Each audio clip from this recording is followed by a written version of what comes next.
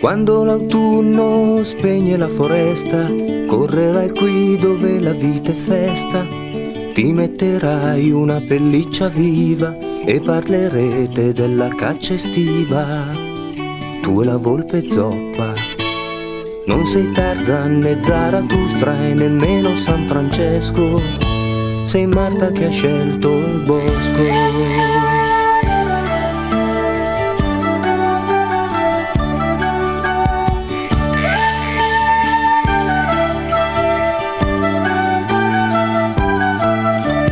Quando la pioggia lava madre terra, correrai qui dove la vita è serra.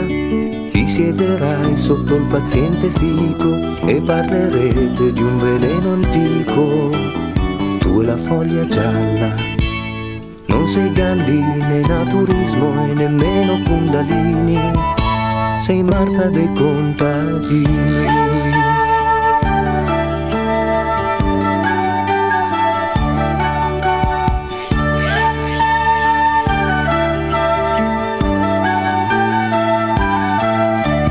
Ma il cacciatore verrà qui per baccarti, prima che il lupo corra ad avvisarti.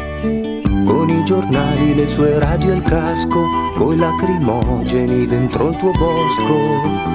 Non avrai più scampo, non sei scienza né carosello e nemmeno fantasia. Sei Marta della pazzia.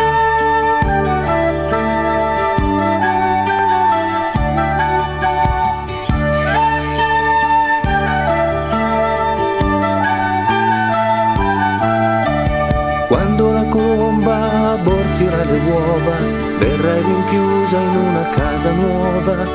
Ti incanterai davanti a un focolare e quando in pianto ti vedrà parlare, non potrà capire. Non il Cile né la Siberia e nemmeno la ragione. È Marta della prigione, non è Furia né il gatto assurdo che porta gli stivali. È Marta degli animali, non è Heidi né Robin Hood, nemmeno un'avventura. È Marta che fa paura.